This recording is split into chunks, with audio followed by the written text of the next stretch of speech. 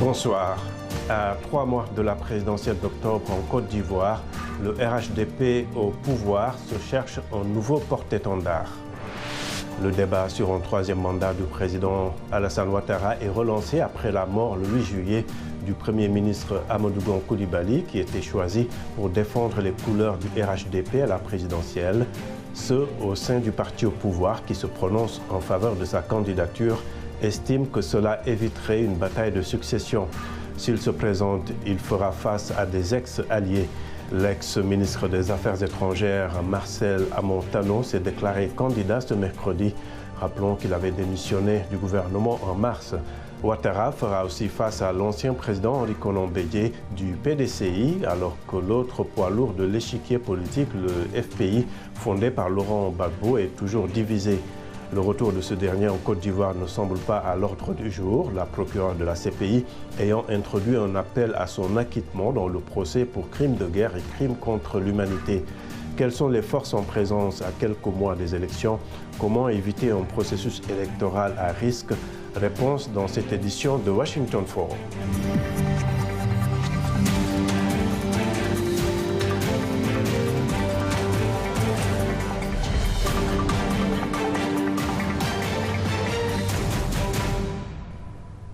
Le secrétaire exécutif du RHDP, Adama Bictogo, a indiqué que le parti au pouvoir veut que le président Alassane Ouattara se présente à la présidentielle d'octobre. Pour lui, c'est la solution à ce stade. Les Ivoiriens sont désormais dans l'attente d'une réponse de celui que ses militants appellent affectueusement Ado. C'est un reportage à Abidjan de Ma Camara. Le décès de son lieutenant, Amadou Gon Coulibaly, à moins de 4 mois de l'élection présidentielle, plonge Alassane Ouattara et son parti dans l'embarras.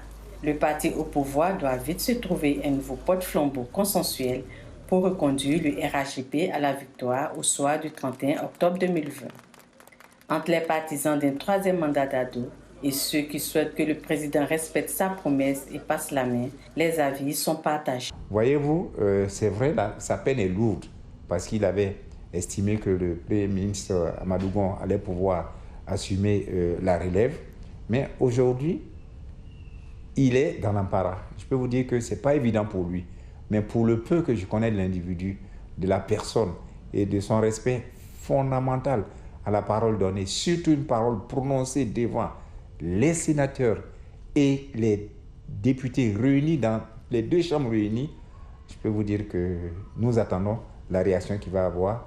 Mais je ne me tromperai pas si quelque part il fait honneur à sa parole donnée. Alassane Ouattara pourrait-il revenir sur sa décision de quitter le pouvoir? Des voix se lèvent déjà au sein de son parti pour l'inviter à briguer un troisième mandat afin d'éviter une guerre de succession. La loi, c'est clair, nous sommes dans la Troisième République et il est autorisé à se présenter.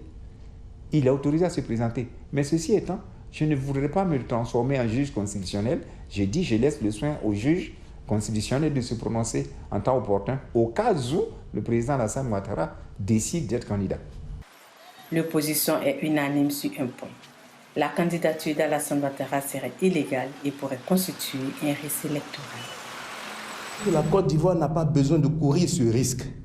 Vous voyez, ce n'est pas nous qui voulons éliminer le président Alassane Ouattara. C'est le peuple de Côte d'Ivoire qui l'a dit dans la Constitution. Si M. Ouattara n'avait pas fait 2 mandats, on ne serait pas en train de discuter. Nous ne voulons plus d'un candidat qui a déjà fait 2 mandats. C'est tout. Voilà. Nous comprenons qu'après avoir perdu un grand homme comme le Premier ministre Amadou Gon Coulibaly, son parti a quelques difficultés à trouver un candidat à quelques mois seulement des élections. Mais la loi, c'est la loi. Du point de vue constitutionnel, M. Alassane Ouattara ne peut plus être candidat en Côte d'Ivoire. Il a fait les 2 mandats que la Constitution lui permet. Et du point de vue même de la gouvernance, de la gérance, le peuple ne le réclame pas. Plutôt son départ. Nous exigeons, nous voulons tranquillement qu'il parte se reposer. Report au maintien du scrutin, 3e mandat d'Ado, candidature d'Ahmed Bakayoko, Patrick Achille ou François Abel Amicha pour remplacer Gon Coulibaly. Tous les scénarios sont à l'étude dans un contexte difficile pour le RHDP d'Alassane Ouattara, qui a enregistré la démission du vice-président Daniel Kabon-Dinkon et les départs des ministres Albert Maboutoakeus et Marcel Amontano et était déjà fragilisé suite au divorce avec Henri Konan Bédié du PDCI et la rupture avec l'ancien président de l'Assemblée nationale, Guillaume Soro. Voilà, merci beaucoup. Et pour le débat, nous avons deux invités. À Abidjan, nous avons Alexis Tano, directeur du quotidien Le Jour Plus. Et ici à Washington, Nyaka Lagoke, analyste politique, maître assistant en histoire et études panafricaines à Lincoln University. Merci d'être avec nous pour ce débat. Et je démarre avec vous, Nyaka. Beaucoup avaient applaudi la décision du président Ouattara de passer la main. Et maintenant, des militants du RHDP, et pas des moindres, lui demandent publiquement de se présenter après le décès de Gon Coulibaly. Êtes-vous surpris? Non, on n'est pas surpris. Comme on le sait depuis longtemps, le président Alassane Ouattara a hésité plusieurs fois. On savait qu'il voulait lui-même être candidat. Et puis, dû à la pression internationale et la pression interne, il serait déclaré candidat. Mais face à la pression et à toutes les interventions, donc il a décidé que Gon Coulibaly allait être le candidat du RHDP et donc qui devait naturellement bénéficier de la machine électorale du RHDP. Il avait déjà déclaré lui-même que si quelqu'un de sa génération était candidat, Bédié ou Babo, et qu'il serait candidat. Donc le président Bédié, 86 ans, du PDC-RDA, qui était en alliance avec lui et qui s'est distancé de lui, a annoncé sa candidature. Donc on n'est pas du tout surpris. Surtout que pour les gens du RHDP, M. Ouattara est le seul qui peut préserver, qui peut maintenir le pouvoir RHDP ou qui peut maintenir le pouvoir au nord et pour les nordistes. Alexis, justement, le RHDP a quand même beaucoup de cadres. Pourquoi certains au sein de cette formation préfèrent que le président lui-même se présente alors qu'il avait promis de se retirer? Oui, je crois que c'est simple. Au niveau du rassemblement des oufouettistes pour la démocratie et la paix, en dehors du président Ouattara, il n'y a pas de candidat à même de rivaliser avec le président Henri Konan Bédié.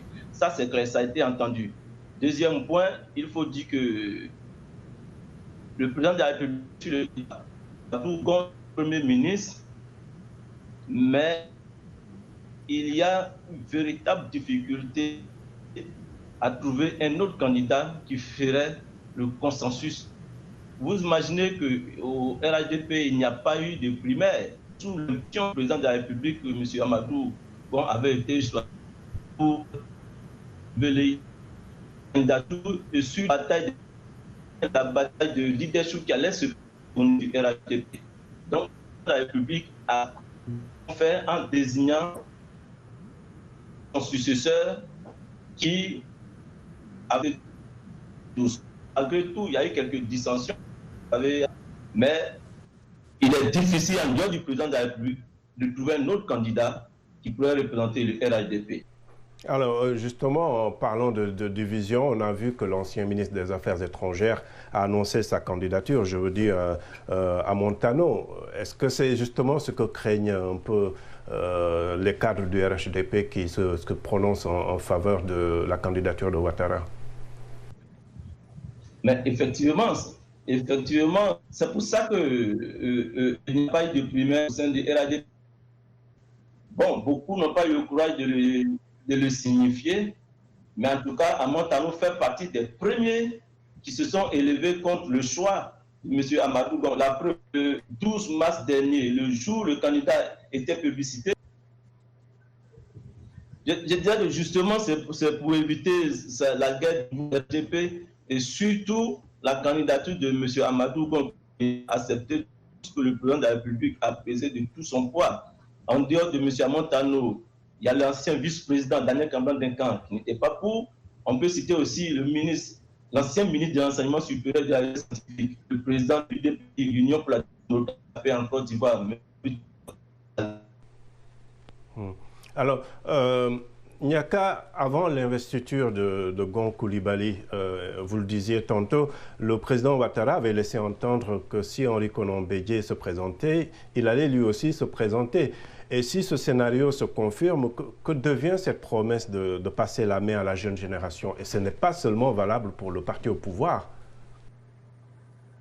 Ah oui, ce qu'il faut savoir, c'est que le président Alassane Ouattara n'était pas sincère de toutes les façons quand il déclarait qu'il voulait passer la main à la jeune génération. C'est parce qu'il était forcé de ne pas chercher un troisième mandat. Et donc, en voulant créer les conditions de la préservation du pouvoir, comme je l'ai dit, pour les nordistes et au nord, donc il a voulu, pendant qu'il se retire, coïncider Henri Konan Bédié et le président Gbagbo qui a été libéré, qui est encore en Belgique, mais la plupart des membres, des militants du PDC, du FPI, estiment que Gbagbo devrait être candidat. Alors donc, voici, donc M. Ouattara ne va pas respecter sa parole, et puis ce n'est pas la première fois qu'il ne respecte pas sa parole. Alors, quand il a pris le pouvoir, il avait dit qu'il allait être là pour un mandat. Et puis après, il a dit qu'il allait être là pour 2 mandats. Et puis donc, vers la fin de son 2e mandat, on a vu tous les signes et tout ce qui se faisait. Il voulait être là pour le 3e mandat.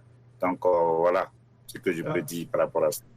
Oui, et Alexis, aujourd'hui on cite Alassane Ouattara, Henri Konan Bédié, Laurent Gbagbo et même Afin Guessan comme possibles candidats à la présidentielle. Afin Guessan a déjà annoncé sa candidature. Comment est-ce que vous l'expliquez? La classe politique ivoirienne a-t-elle du mal à se renouveler, même si on sait que ce n'est pas une spécificité ivoirienne? On le voit aussi dans d'autres pays, mais qu'est-ce qui se passe particulièrement pour la Côte d'Ivoire? Y a-t-il pas une jeunesse capable de prendre la relève? Il faut dire que depuis une vingtaine d'années, les personnalités que vous venez de citer sont... Mais il n'est pas évident, avec le président Henri Konan Bédié qui a 86 ans, qui conduit son parti à la victoire, à la prochaine chose, le plan de la République, l'ancien plan de la République, Laurent Gbagbo, qui a encore annoncé, et surtout quand on voit les cas du RHDP en train de pousser le président de la République à aller encore aux élections à 70%, vous comprenez que l'ancienne classe en fait, a passé le flambeau à une autre génération. Tout ce que nous entendons, tout ce que les gens racontent, on se rend bien compte que c'est pour faire plaisir aux populations, et la population reste encore otage des hommes politiques qui ne sont pas prêts à changer de main. Bon, le véritable problème, c'est l'alternance politique qui est mise à rude épreuve. La démocratie en Côte d'Ivoire qui va continuer de piétiner tant qu'il n'y a pas de réelle volonté de changer cette classe politique. Il n'y a pas de réelle volonté de faire confiance aux jeunes du tout. Il y en existe des compétents qui sont là, on les voit déjà de hautes responsabilités. Tant qu'on ne leur fait pas confiance, et la Côte d'Ivoire va rester à la fin de la vie. Et comment est-ce que, par exemple, dans la classe politique, disons dans la société civile, il y a des figures qui pourraient peut-être intéresser les électeurs? Ce n'est pas toujours évident d'avoir un candidat en dehors des partis politiques, un peu partout en Afrique, mais est-ce qu'il y a en Côte d'Ivoire des cas qu'on peut citer de personnalités qui ne sont pas forcément parmi les leaders politiques qu'on connaît? Oui, bien sûr. Il y a des personnalités qui peuvent faire l'affaire en Côte d'Ivoire. Ce n'est pas chose. Mais les partis politiques ont tellement phagocyté le débat politique en Côte d'Ivoire que ces personnalités ont même de se présenter pour dire que la Côte d'Ivoire cité. Ce qui est difficile, c'est que le débat en Côte d'Ivoire reste au niveau des partis politiques. La société civile, il n'y a que peu de droits. Malheureusement, on devait avoir une représentante de la société civile dans cette émission qui, malheureusement, au dernier moment, nous n'avons pas pu l'avoir dans cette émission. C'est un débat qui intéresse tout de même nos téléspectateurs qui ont beaucoup réagi sur la page Facebook de VOA Afrique. Jean-Luc Moukoutou à Lubumbashi écrit « Le président Ouattara doit comprendre la nécessité de passer le pouvoir à la nouvelle génération, comme il l'avait lui-même dit, qu'il ne se laisse pas influencer par ses sympathisants. » Koala Salifou en Côte d'Ivoire, il ne dit pas où en Côte d'Ivoire, mais il est en Côte d'Ivoire, il écrit Alassane Ouattara, qu'il reste au pouvoir, car pour moi, il est le plus sage et le plus intelligent homme politique en Côte d'Ivoire. Et puis Hassan Boulalé à Djibouti, il écrit l'homme politique est souvent influencé par son entourage et le contexte, mais il est préférable que Ouattara maintienne sa décision d'avant de ne pas se représenter. Voilà quelques-unes des réactions sur la page Facebook de VOA Afrique. Merci de rester fidèle à Washington Forum qui revient après une courte pause.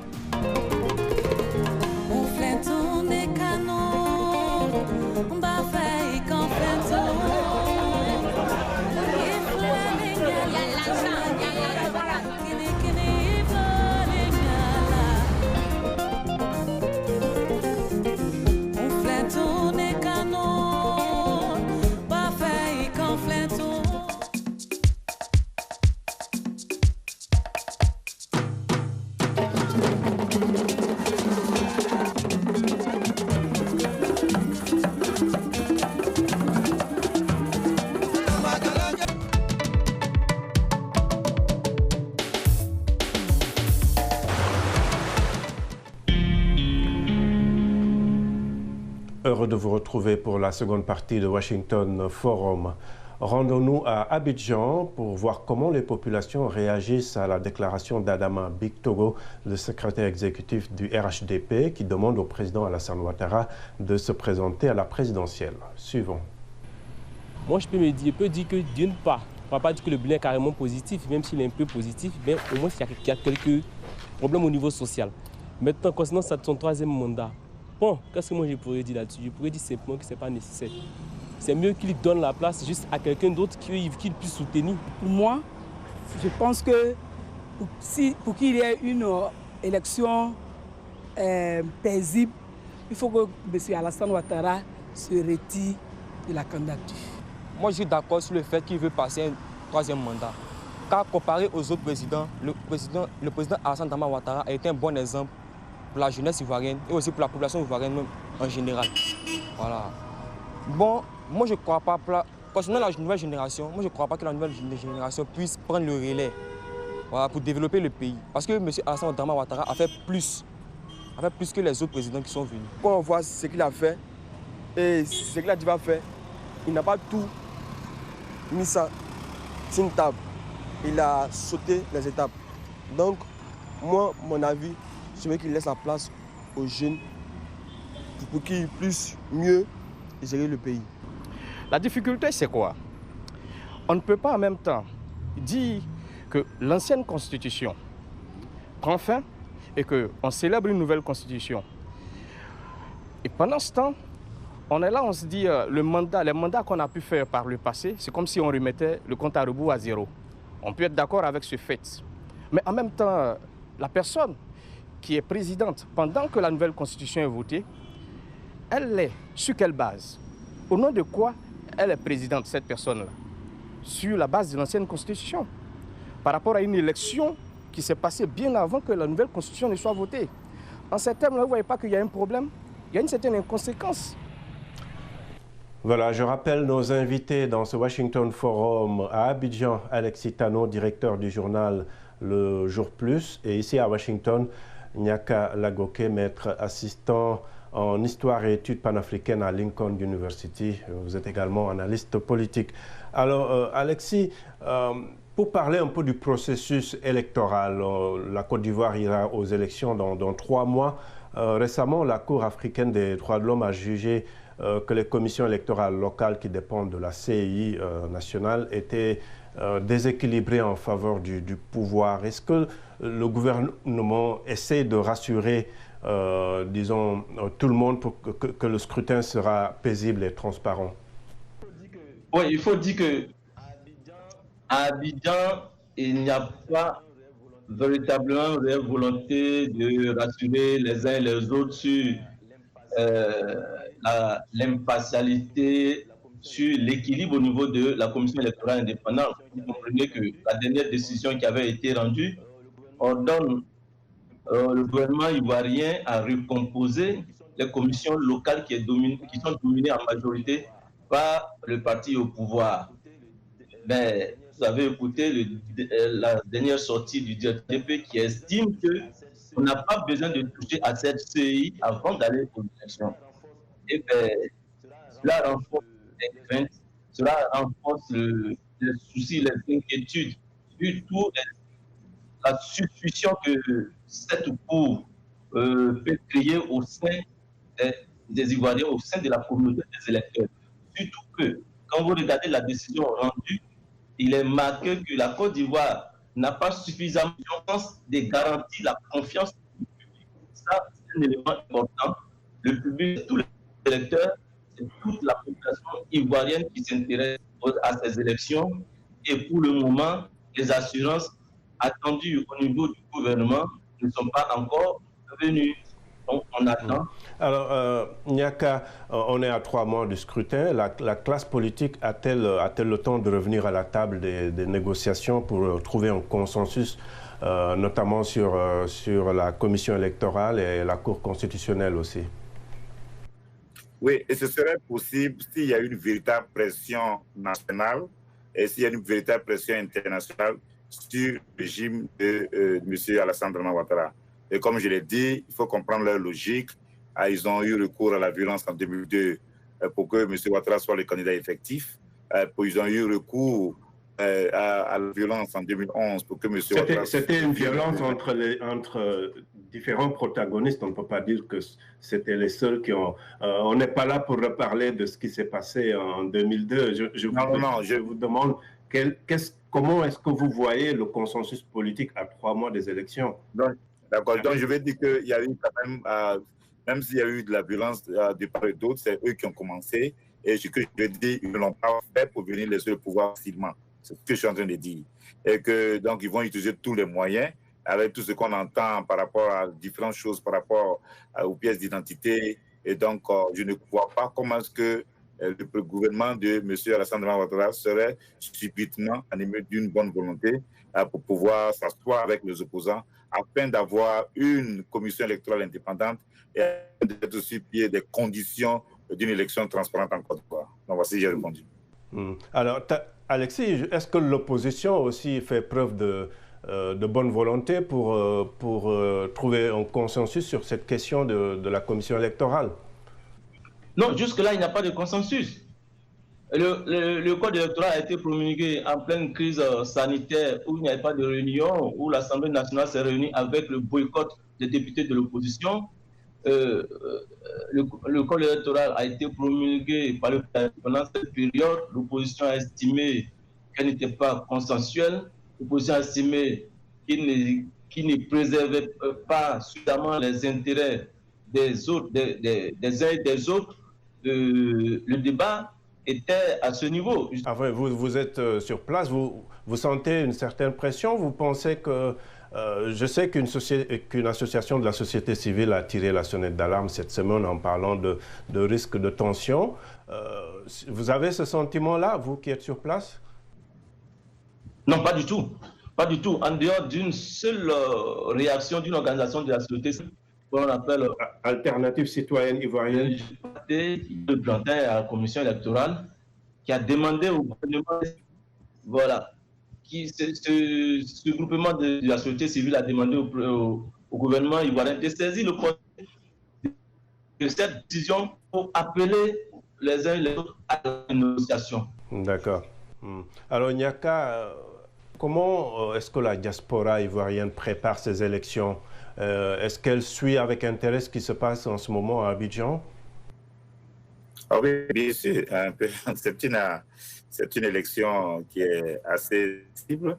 Et donc, les membres de la diaspora représentants ou membres des différents partis politiques font ce qu'ils peuvent pour s'enrôler, vont juste aller à l'ambassade pour vérifier mon enrôlement. Et puis bon, c'était passé simplement. Et puis bon, voilà, donc les gens se mobilisent.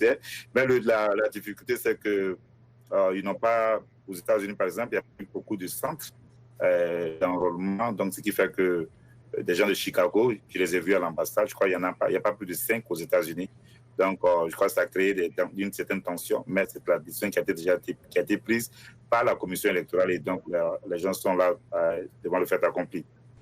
Vous sentez déjà un engouement pour aller voter en octobre? Oh oui, bien, il y a un engouement parce que ceux qui soutiennent M. Ouattara,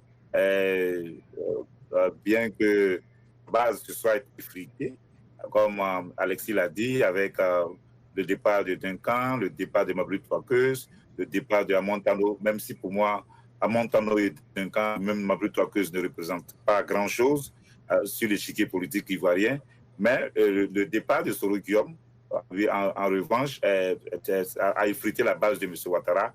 Et donc, que ce soit les représentants de toutes ces personnalités politiques, tout le monde veut voir participer à cette élection. Et donc, voilà, il y a un certain engouement, mais en même temps, une véritable appréhension parce qu'on se dit que soit les élections ne pourraient ne pas avoir lieu, soit si elles ont lieu, elles ne vont pas être transparentes. Donc, voici autant d'angoisse que nous vivons. Alors, Alexis, certains estiment qu'une grâce présidentielle pour tous les leaders politiques, y compris Gbagbo, et ceux qui sont jugés par contumace, pourrait contribuer à apaiser la tension, si tension il y a, même si... Est-ce que c'est une possibilité que vous entrevoyez avant les élections, une possibilité d'une grâce présidentielle? C'est possible, parce que le président pourrait vraiment tirer avantage si jamais en août prochain, lors de la célébration, il prenait une telle mesure, surtout qu'aujourd'hui, pour décrisper la situation, pour un signal fort à la réconciliation, les uns les autres, même l'opposition.